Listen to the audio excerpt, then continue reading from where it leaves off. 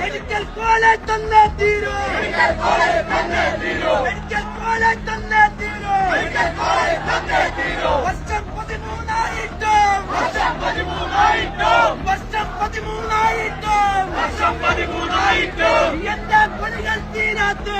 എന്റെ പണികൾ തീരാത്ത്. എന്റെ പണികൾ തീരാത്ത്. എന്റെ പണികൾ തീരാത്ത്. രോഗികളെ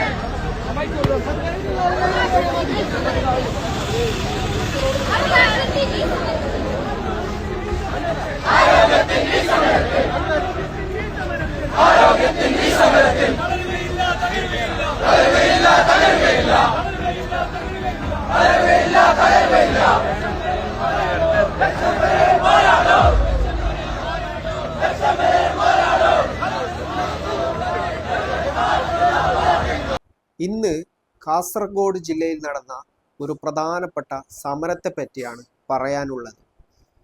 കേരളത്തിലെ ഏറ്റവും കൂടുതൽ അവഗണിക്കപ്പെടുന്ന ജില്ലയായി കാലങ്ങളായിട്ട് വിലയിരുത്തപ്പെടുന്ന ഒരു ജില്ലയാണ് കാസർഗോഡ് എന്നുള്ളത്.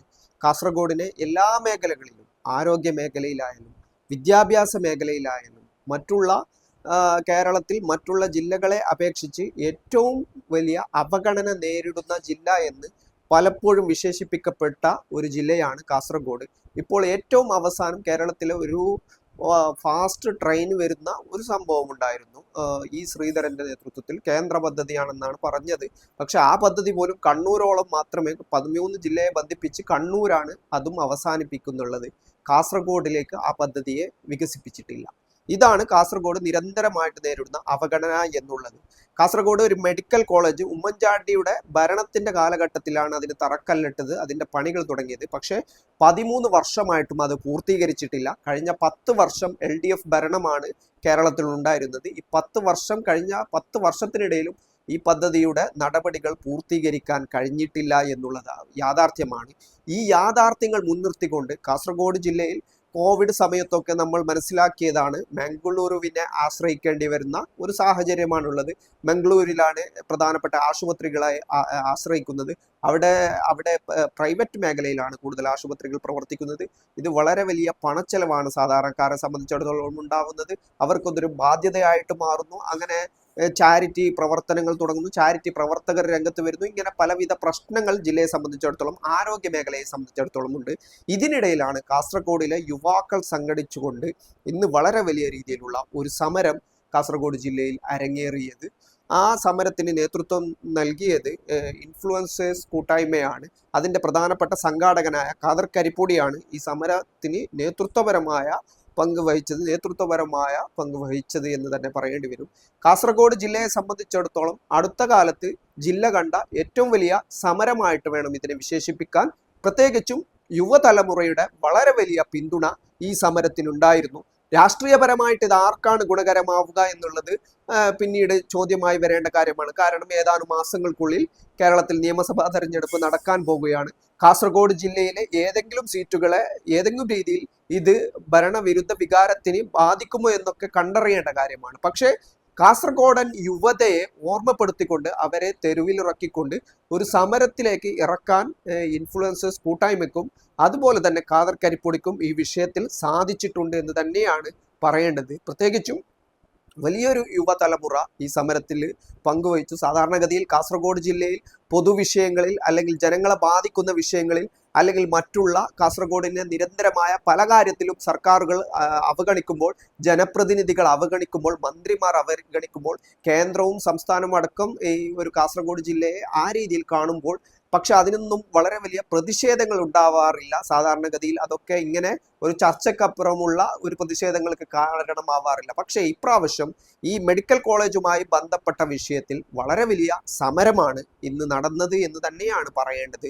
പ്രത്യേകിച്ചും ഈ ഒരു യുവതയുടെ കടന്നുവരവ് എന്നുള്ളത് സമര പോരാട്ടത്തിലേക്ക് അല്ലെങ്കിൽ തങ്ങളുടെ അവകാശങ്ങൾ നേടിയെടുക്കാൻ വേണ്ടി യുവത തെരുവിലിറങ്ങുന്നു എന്നുള്ളത് രാഷ്ട്രീയ പാർട്ടികളെ സംബന്ധിച്ചിടത്തോളം, പ്രത്യേകിച്ചും ഭരണത്തിലുള്ള രാഷ്ട്രീയ പാർട്ടികളെ സംബന്ധിച്ചിടത്തോളവും ഭരണത്തിലുള്ള വിഭാഗങ്ങളെ സംബന്ധിച്ചിടത്തോളവും വളരെ വളരെ രീതിയിലുള്ള തലവേദന ഉണ്ടാകുന്നതാണ്.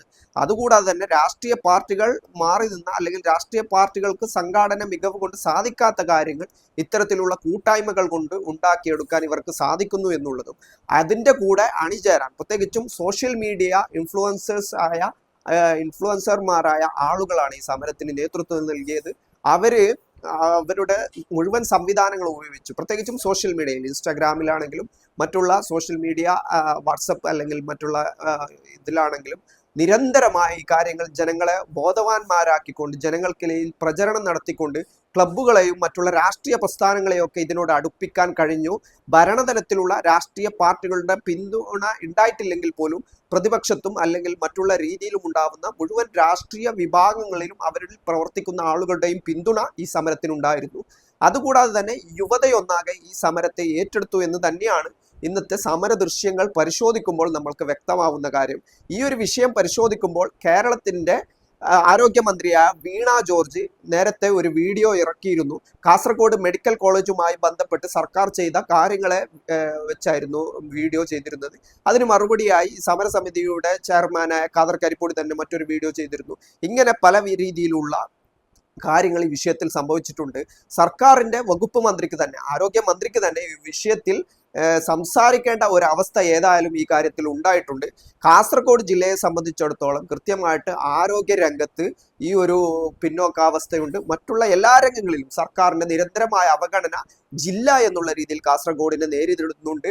കഴിഞ്ഞ 13 വർഷത്തോളമായി ഒരു മെഡിക്കൽ കോളേജ് ഇവിടെ യാഥാർത്ഥ്യമാക്കാൻ കഴിഞ്ഞിട്ടില്ല എന്നും അതിൻ്റെ പ്രവർത്തനങ്ങൾ തുടങ്ങാൻ കഴിഞ്ഞിട്ടില്ല എന്നും അതുകൂടാതെ തന്നെ ഈ മംഗളൂരുവിലിരിക്കുന്ന ആശുപത്രി ലോബിയുടെ അല്ലെങ്കിൽ ഹോസ്പിറ്റൽ ലോബിയുടെ പ്രവർത്തനമാണ് ഇത് നടക്കാതിരിക്കാൻ കാരണം എന്നുള്ള വിമർശനം ഉയരുന്നുണ്ട്.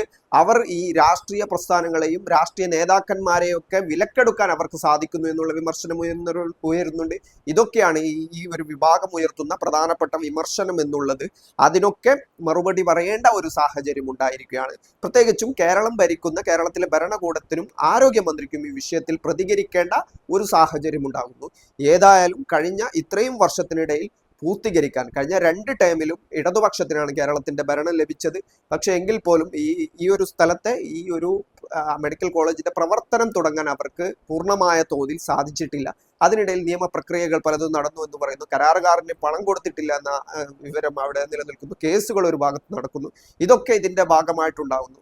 ഈ ഭരണവിഭാഗത്തെ സംബന്ധിച്ചിടത്തോളം അവർക്ക് സ്വാധീനമില്ലാത്ത ഒരു മേഖലയിൽ ഉമ്മൻചാണ്ടി സർക്കാർ രാഷ്ട്രീയപരമായിട്ട് അത്തരം ഒരു സ്ഥലം ഏറ്റെടുത്തുകൊണ്ടാണ് ഇത്തരം കാര്യങ്ങൾ ചെയ്തത് എന്നുള്ളത് കൊണ്ടായിരിക്കാം ചിലപ്പോൾ ഈ കാര്യങ്ങൾ നടക്കാത്തത് എന്നാണ് മനസ്സിലാക്കാൻ കഴിയുന്നത്. അവർ താല്പര്യം കാണിക്കാത്തത്.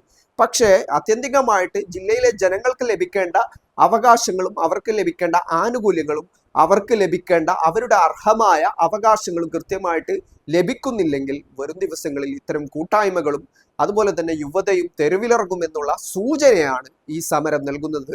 ഏതായാലും കാസർഗോഡിനെ സംബന്ധിച്ചിടത്തോളം അതിൻ്റെ വളരെ വലിയൊരു മാറ്റത്തിലേക്കുള്ള ചുവടുവെപ്പായിട്ട് വേണം ഈ സമരത്തെ വിലയിരുത്താൻ.